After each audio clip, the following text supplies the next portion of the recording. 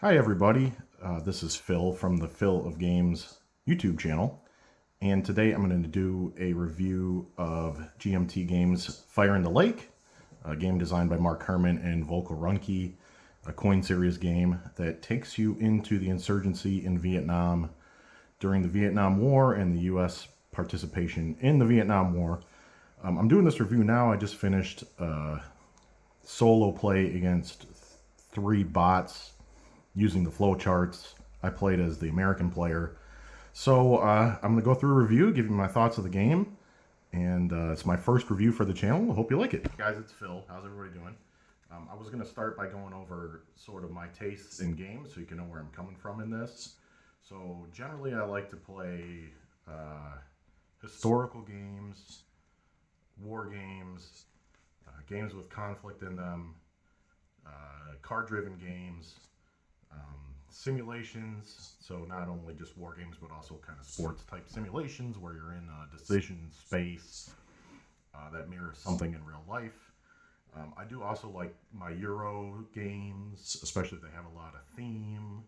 Like I'm a big fan of Vlada's Mage Knight game, which is kind of heavy mechanics but a lot of theme too. And also like games that have more friction or chaos in them versus games that are more chess-like. So, for example, the old Third Reich Avalon Hill game I've tried to get into, but I have a hard time with that one because of the chess-like nature of the moves in it. So, that's where I'm coming from on this. And then I'm going to point the camera to the game now because you'd rather see that. I've played Fire in the Lake with a group here in Dublin that plays regularly, and we've played the game 4 times to completion as a group, and then I've played twice on Vassal solo to completion myself, and then I just played 2 solo games after getting a copy of the game a couple weeks back. So 8 or 9 total playthroughs. I think I've got enough experience now where I can give a pretty good review on it and give you all my thoughts. The game plays with 1 to 4 players. It is definitely best with 4, getting the interactions between all 4. So if you can get a group of 4 together, that's what you want to do. That being said, the bots are a nice option that you have so you can play if you don't have the full player complement or something happens where you don't have all your players available on a given day or going to play by yourself. Time to play the game, I think you can play the full campaign game in a full day, no problem. We've done it before. And there's always the possibility that the game ends early as well. So if you set aside a day of gaming for this one, you'll have plenty of time to get it in. The rules weight, it's heavier, I suppose, than other coins just because there's more mechanical interactions.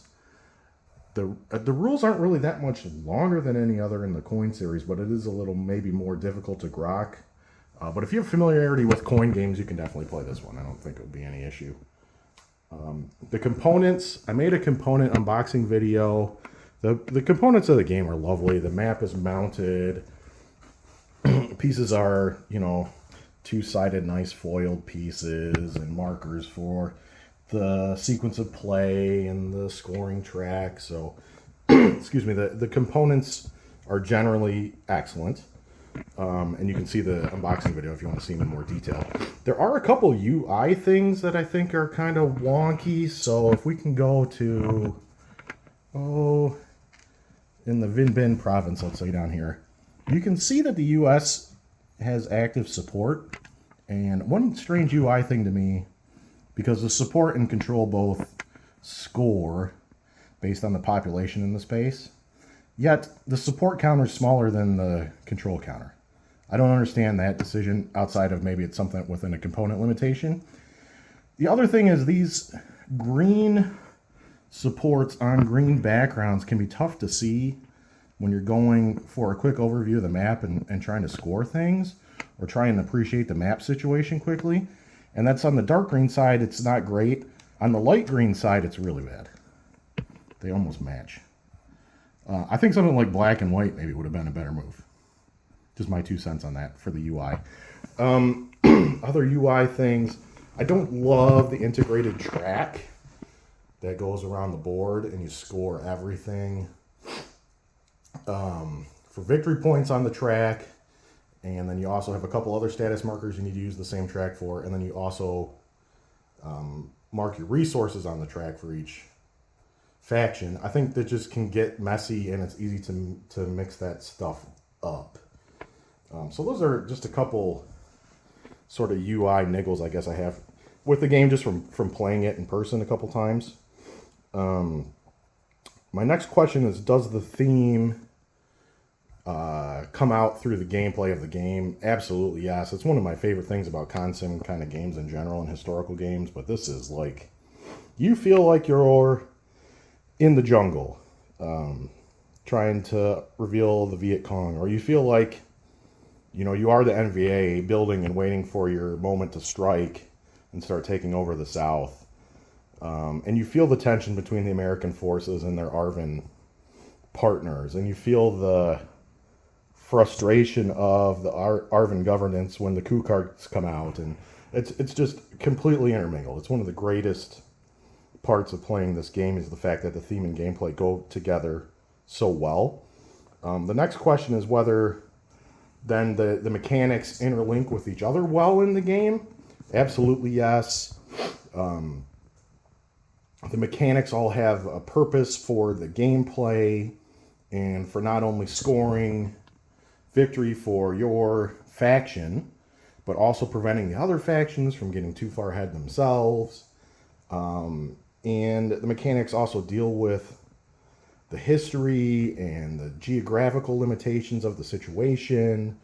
Things like, you know, the small line of communications there, Route 4 and the Mekong River going into Saigon, being worth the two resources, and then putting you in the situation of deciding, is it worth my action to patrol there to prevent the guerrillas from sabotaging that line of communications? The game is just full of those type of decisions where you feel like you are in a strategic command in the country. So yes, the mechanics interlink with the gameplay and the theme very well. How does the luck in the game interact with player inputs and decision making? In general, it's a low luck type of game. Most combat's determinative.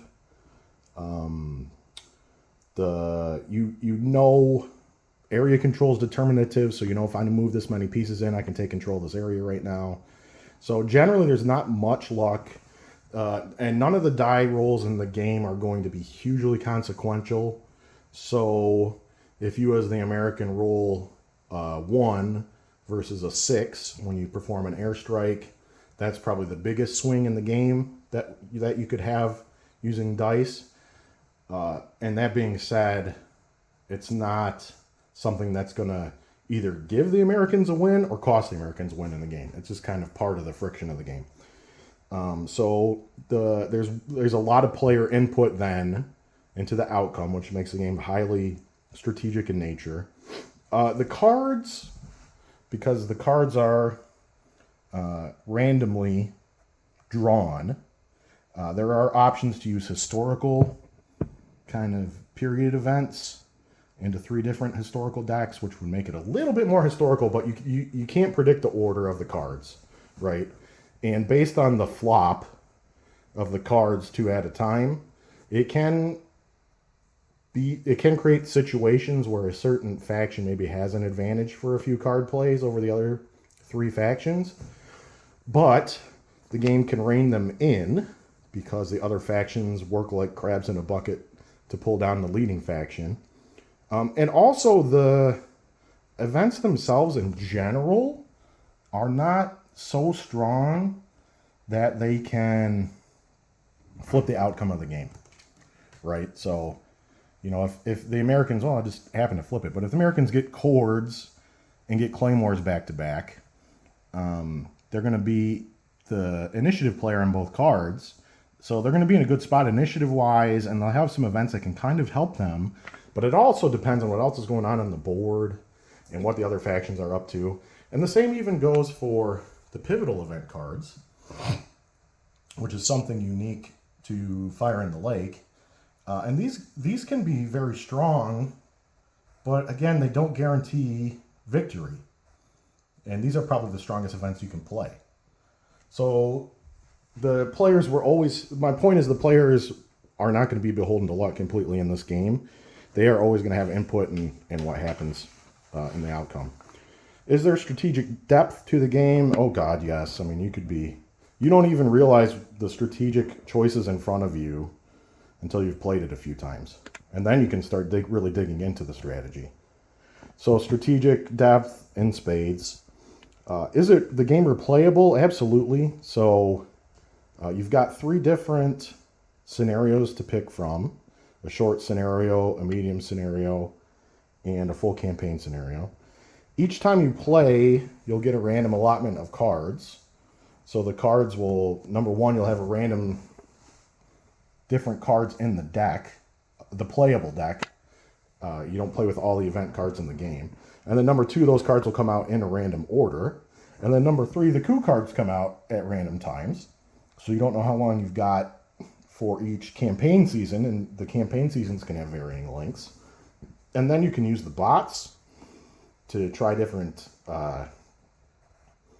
strategies out against the bots, or to have the bots take player and see how the bot handles things.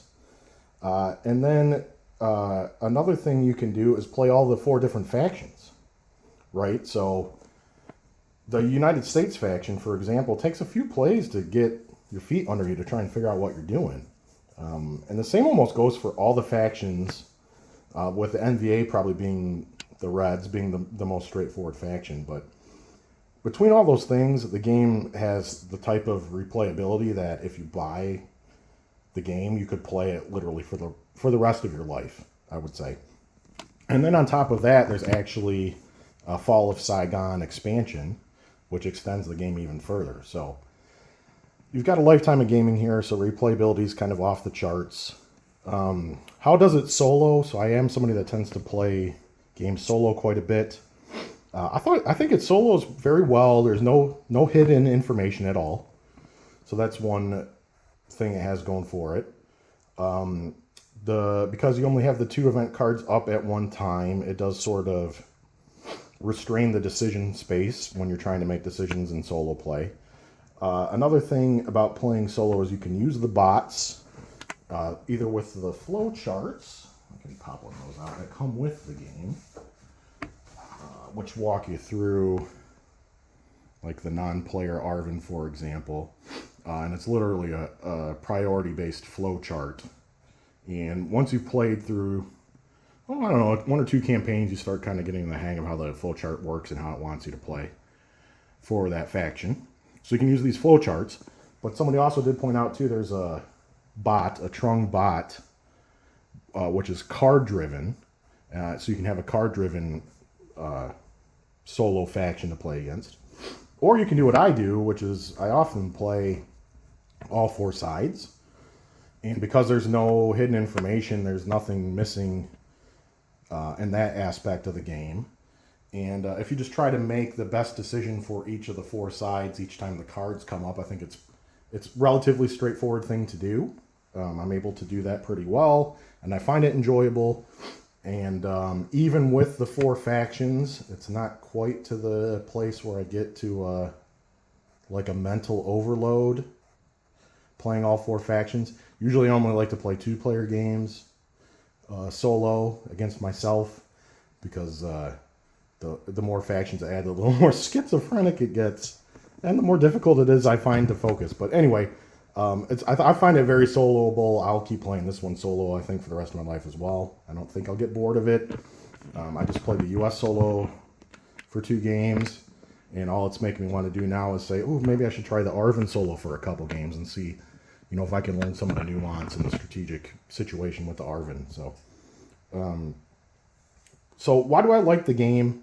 The first thing I really like, that I really think makes Coin in general stand out, and this game in particular, is how when you have your upcoming events, which I'll put down here, Claymores and Chords. So this is all that you see for event cards. And then this is the sequence of play that you're working off when the event cards come out. The what it does in a 4-player game is it draws all 4 players into the next 2 events, limiting the decision space, and the sequence of play, which is interactive, very interactive. And the 2 together means that although you're playing a 4-player game, you are really in the same decision spot together at the same time. You're not playing multiplayer solitaire. You're actually thinking about what the other guy's going to do and then how that impacts what I'm going to do next. Love that aspect. Another great aspect is that once you've learned the game, the coin menu, which I have here, means that you can play the game through without dipping in and out of the rulebook. You can have just the menu in front of you, and it acts as a trigger for you to remember what you can do on your turn very effectively, and also check what the other players can do. And it most importantly keeps your focus on the board. Right? So much of this game you're focused on the map, the board, what your opponents are doing on the board, and what you can do to kind of trip them up. So I love that aspect of coin in general, and I think Fire in the Lake really kind of nails it. The crabs in the bucket works extremely well in this game. As the Americans, you have to decide, do you want to knock back the VC and the NVA guerrillas? Well, yes, because you have to, but you don't have the resources to do everything. So then when you're knocking them back, it means that your Arvin partners are going to be advancing their own victory conditions, which are completely different than yours. But at the same time, you need your Arvin partners to work on the job of holding back the 2 guerrilla factions.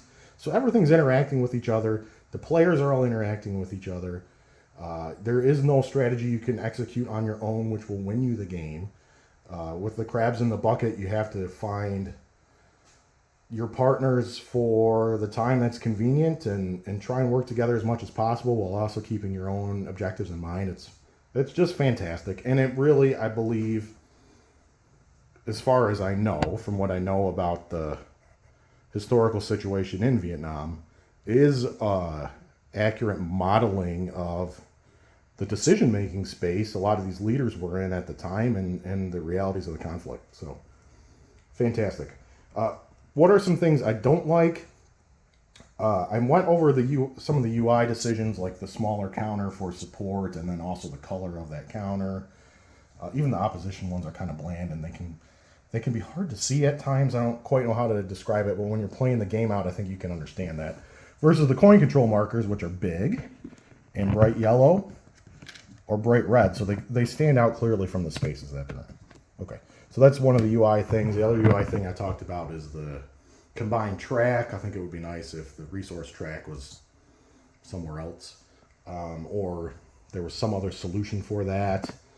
On that same topic, the victory conditions, because of the number of spaces on the map and some of the UI difficulty, and sometimes you just forget to move all the victory conditions around after you take an action in a space, and then the status of the space changes the status of the victory conditions of the game. It's hard to always know exactly where everybody stands in terms of victory. The real-time scoring of victory is tricky, given the nature of the game. So, and that can be a detriment because you can get to a point where you're very, say, the Americans, I'm thinking I'm at 50 support and available, and I'm thinking the coin is at 47 support and available. And because of our scoring being in that situation, especially as you get to the end of the game, different sides are going to take actions just specific to the track to try and move stuff around. Well, if the track conditions are not accurate, the victory condition on the track is not accurate, you can wind up making moves you wouldn't have made if you didn't realize what the scoring was. So then that leads to situations where you stop play to recheck the scoring in the middle of a campaign, which can kind of break the flow of things. I would suggest definitely, at the least, each time you go through the campaign, the coup cards and the campaign rounds, and there's a great sequence of play player aid, which has what you do for each coup card round, which is this is a very important part of the game too, by the way. the coup card round. But when the coup card round comes up, definitely by the end of the coup card round, it's not listed on here, but in the reset phase, I would count victory conditions again. Double check that the board status is correct and that the victory markers match what is reflected on the board status, right? It's easy. It's just easy to get sidetracked from that as the game goes on. So another option would be to score your victory conditions on something like a whiteboard, right off to the side, or have like a scoring paper track. Like if you play sports simulation baseball games, I always, you're going to keep a scorebook for your baseball games. You're going to score the games as it's going on.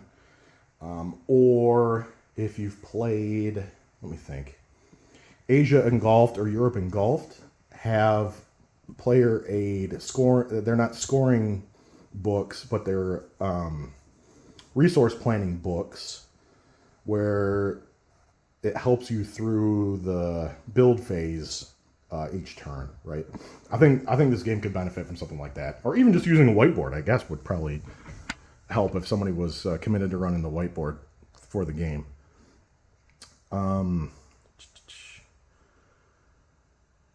The capability and momentum cards, which actually have one of each up, can be, I don't want to say too weak, but there's often, you have to make a decision whether it's worth taking the capability as opposed to doing something on the map, especially when you can have the opportunity to do an operation plus special activity at the same time. And oftentimes I find myself deciding, as much as I'd like chords and be able to pacify in 2 different spaces each time I call the pacify action, I might only be calling the pacify action 2 more times this game, and my turn would be much better spent doing something on the board versus trying to set up something better down the road. In other words, I don't know if the capabilities are quite impactful enough. Same thing with momentum. If they're quite impactful enough to merit good players who are familiar with the game selecting them frequently enough to become part of the game. The Claymores, you can see it actually in the Claymores card here, where if you take it for the momentum effect, you actually get to stay eligible too. That to me suggests the balancing decision was made at some point where people probably weren't taking the Claymores card because it wasn't impactful enough. But if you can keep eligible and basically get another turn, then it might be worth taking the momentum and staying eligible at the same time. So there, and there's other events, and pretty much all the events in the game you have that decision making. It's almost always better in my mind to take the operation and special activity, unless you have an event which is really helpful in the specific map situation that you're in, right? So that's just a small criticism. I don't think it's not a major imbalance. If anything, it's very slight, and you'll definitely be taking event cards, and a lot of times it's better to take an event versus taking a limited operation. But just a small criticism, I guess I would have. And then my last thing, the menus are great. North Vietnam gives you your insurgent operations and your special action activities that you can do each round, and you've got one of these for each player, and then each menu will show you. Whoops, got it backwards. Each faction, right? So you've got that all in front of you. Everybody looks the same. Every faction has their menu with what they can do on the turn and how the actions work. My complaint about this is it can be hard to tease out, especially in the more convoluted ones. What exactly can I do with a train action? The first time you play the game, you should not work through these menus. You should work through the rule book when you decide whether you want to train, advise, patrol, airlift, because I think the actual rules are clearer than how they are reduced into the menus. For example, the procedure for train It's place or, so there's an or conditional. And then within that or conditional, there's another or up to 6 Arvin cubes. And then there's a then, and up to 1 coin-controlled trains place, yada, yada. Or, so it's really then A or B, right? And this is for one of the basic actions. If you don't dig into reading this while you're in the midst of playing the game, or you're not already familiar with it, I know in my experience, I just missed some things I could be doing. Advise is the same. And there's a number of them throughout the game. So it's in an effort to keep the brevity of the menus and make it player aid, where each faction's options can be represented on one page. I think the trade-off in that is some of these are pretty unclear, and it's easy to mess stuff up while you're playing the game, and it's hard to come to grips with maybe the first time you play the game. Once you have it grokked, these are great. These are fantastic. You can play the whole game with just these menus once you have the rules figured out. Right, so that's just a small criticism in that. I think they could probably use an edit for clarity. Okay, final criticism is we're playing this game about the Vietnam War. There is opposition and support for the different factions in the different cities and provinces. There are terror operations which will happen, which will lead the population to move away from supporting the counterinsurgency factions. But we don't, the civilians aren't here, right? So there's there's impact on the factions based on the decisions you make on the map and whether you can win the game. And ultimately, this is a game, not a simulation. So I do understand that. But for the toll that this conflict took on the population, on the countryside, the infrastructure, Hue, the old imperial capital of Vietnam, was absolutely leveled in the course of the conflict. I don't know if you've ever seen the Ken Burns documentary on the Vietnam War, but in particular, the episode that focused on the street fighting in Hue, along the Split City and the Citadel and the Perfume River. It's just shocking. And you don't get that destruction feeling of what happened to the country when playing the game. I don't think that part totally comes out in the theme. I can understand why that's the case, but for my 2 cents, I would just like to see maybe a little bit more of that in any conflict simulation. So those are just some quick critiques, but you can see it's nothing big, nothing game breaking. In general, using the BGG system of 1 to 10, I give this one a 9. And a 9 using the BGG system is I would always want to play this game. That's basically correct. I've just played a solo game through, which I finished 2 nights ago, and I left the board out because I thought, well, why don't I just set it up again, and then I can play solo again, and I can be Arvin this time, and I can see what they can do, and I can do this different. And it's just such a thought-provoking, fun exercise that I would always play this game. I prefer a 1 to 5 stars rating instead of 1 to 10. 5 stars. Easy 5-star game. I don't know that it's my favorite game that I've ever played. I still think Asia Engulfed takes the crown for that, but this one is pushing it. So, fantastic game. Fire in the Lake by GMT Games. The 3rd edition printing just went out through P500.